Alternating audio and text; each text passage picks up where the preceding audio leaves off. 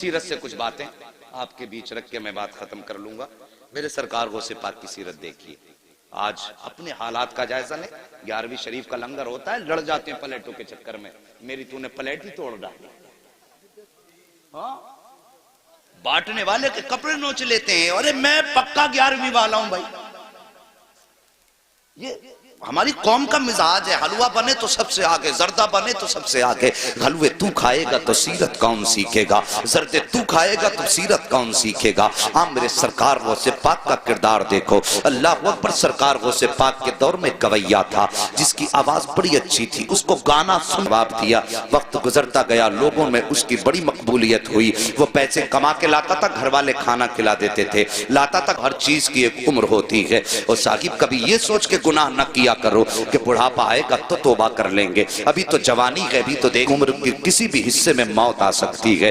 قسمت والے ہوتے ہیں جنہیں بڑھاپا ہاتھ آ جاتا ہے۔ اب تو دیکھا کہ سفید روان لوگوں کے جنازے گھروں سے ہم نے اٹھتے دیکھے ہیں۔ یار موت کی تیاری کر لو، موت کی تیاری کر لو، اللہ کے بندو۔ موت، ہم موت سے بھاگ رہے ہیں لیکن موت ہمارے پیچھے ہے، ایک دن آ کے ہمیں پکڑ لے گی۔ اللہ اکبر۔ سرکار غوث پاک فرماتے ہیں سن تو توبہ کر لے۔ اس نے کہا نہیں، تم چلتے ہو میری طرف، آپ کے اثر آئے، آواز دبنے لگی، لوگوں نے اس کو بلانا شروع کر دیا۔ لوگوں نے جب اس کو بلانا شروع کر دی، بند کر دیا، جب آواز ختم ہوئی لوگوں نے بلانا بند کیا، پیسہ ختم ہوا، گھر والوں نے کھانا کھلانا بند کیا۔ لیکن جب پیسہ بالکل ختم ہوا، گھر والوں نے اس کو کھانا دینا بند کر دیا، اپنوں نے منہ لگانا بند کر دیا۔ جب اپنوں نے منہ لگانا بند کیا، لباس ہو گیا، کوئی کھلاتا نہیں تھا، مکھیاں بدن پہ بھنکنے لگی، کوئی پاس نہیں بیٹھاتا تھا، جا کے قبرستان میں جا کے بیٹھ گیا، سوچنے لگا ایک دن یہیں پہ آنا ہے، ہو سکتا ہے کوئی مجھے کاندھا نہ دے۔ یہ سوچ کر کے قبرستان جا کر کے بیٹھا، دنیا مخالف ہے کوئی لیکن اللہ اکبر، ایک دن اسی قبرستان کے پاس سے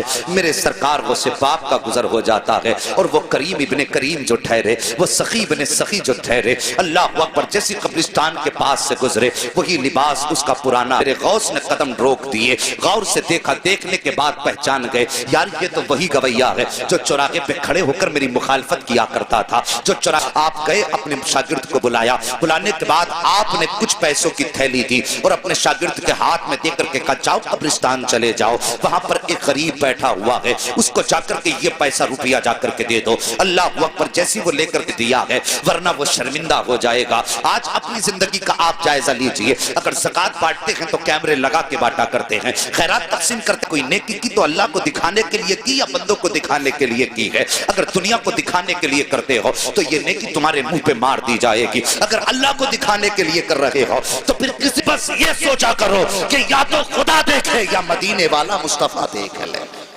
آج لائنیں لگتی ہیں، رمضان کا مہینہ آئے گا، خیرات بانٹیں گے دولت والے، اعلان کریں گے اس کی طرف سے کمبل بٹ رہے ہیں، انتظار کراتے ہو، آگے بڑھو، وقت بہت کم ہے۔ صاحب میں کہتا ہوں کوئی بھی کام کرنا ہو اللہ کی رضا دکھانا ہے، مولا علی کا بھی سامنا کرنا ہے، صاحب ان کا سامنا کرنا ہے، کس منہ سے سامنا کرنا یہ تجھے اور مجھے سوچنا پڑے گا۔ سرکار غوث پاک فرماتے ہیں جا کے اسے بتانا مت کس نے دیا ہے۔ یہ آیا مرید لے کر کے، آنے کے بعد قبرستان میں اسی غریب کے ہاتھ میں جا کے جب تھیلاس ہوا گئے، کہنے لگا یار یہ تو بتا دے، پورے شہر کے اندر کسی نے مجھے منہ تک نہیں لگایا، کوئی مجھے ایک وقت کا کھانا دینے تیار نہیں ہے، یہ بتا یہ اتنا احسان کس نے کر دیا ہے؟ کون ہے اتنا مہربان جو مجھ سے اتنا پیار کرتا ہے؟ شاگرد گیا ہے۔ یہ کہہ کے شاگرد جب چلنے لگا، اس نے کہا ٹھہر مجھے پتا ہے۔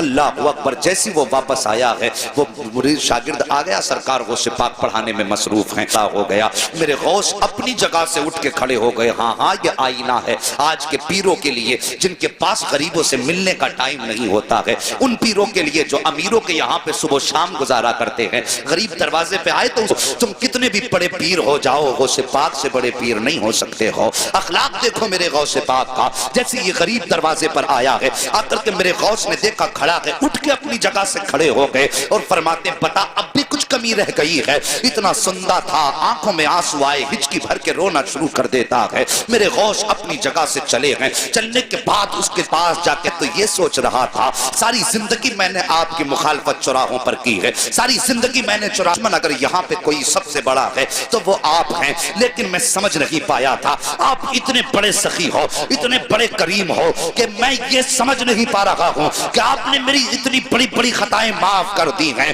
اتنا بھی کچھ چاہیے۔ اس نے کہا سرکار مجھے یاد ہے ایک بار جوانی میں مجھ سے کہا تھا کہ توبہ کر لے خدا راضی ہو جائے گا، میں نے آپ کی نہیں مانی تھی، اب بس اتنا بتائیے کیا آج توبہ کروں گا تو کیا میرے گناہ معاف ہو جائیں گے؟ میرے غوث مسکراتے ہیں اور کہتے ہیں اللہ ہاتھ بڑھا دے، ہاتھ میں ہاتھ دے دے، صرف توبہ سے گناہ کی معاف نہیں ہوں گے بلکہ اللہ تجھے محبوب بھی بنا لے گا۔ اس نے اتنا سنا ہے، تڑپ کے کہتا ہے سرکار کیا اتنا بڑا کرم بھی ہو سکتا ہے؟ میرے غوث کہتے ہیں ہاتھ بڑھا دے، توبہ کرنا تیرا کام ہے اور تجھ کو ولی بنا دینا یہ عبد القادر جیلانی کا